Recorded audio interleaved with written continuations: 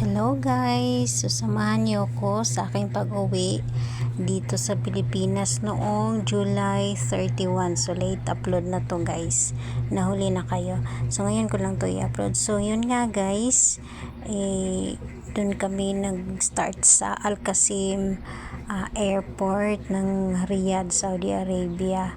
At dito nga ay dumating na kami dito sa malaking airport dito sa Riyadh City talaga guys.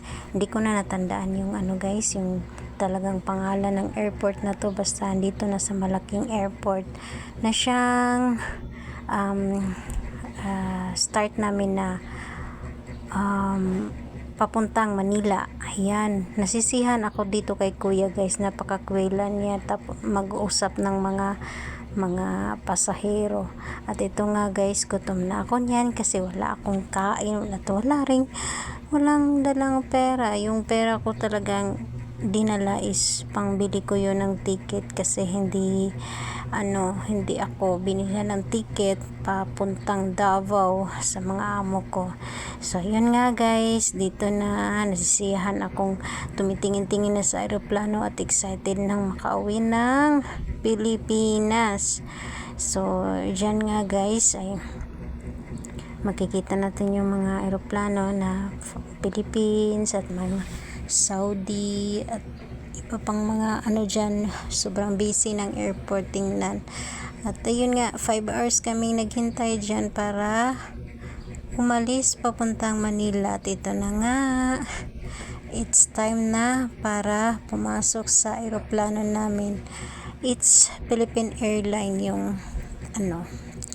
aeroplano namin. At dito yun na, nakarating na kami sa Manila. At yun nga guys, pinag-isipan ko kung saan ako kukuha ng plane ticket, saan ako bibili ng plane ticket. At yun nga, nakabili ako sa Philippine Airline rin. At 10,000 plus yung binayaran ko. At sobrang nasisiyahan ako kasi pinaupo ako sa gilid ng salamin ng bintana ng eroplano. Magkaibigan kasi sila, tapos nasa gitna ako nila na upuan. Pero ayun ang sabi ng isa, nandun sa gilid ng bintana, swap kami. So sobrang saya ko kasi makikita ko yung tanawin sa labas ng eroplano. At dito nga guys, nakarating na ako sa Davao International Airport.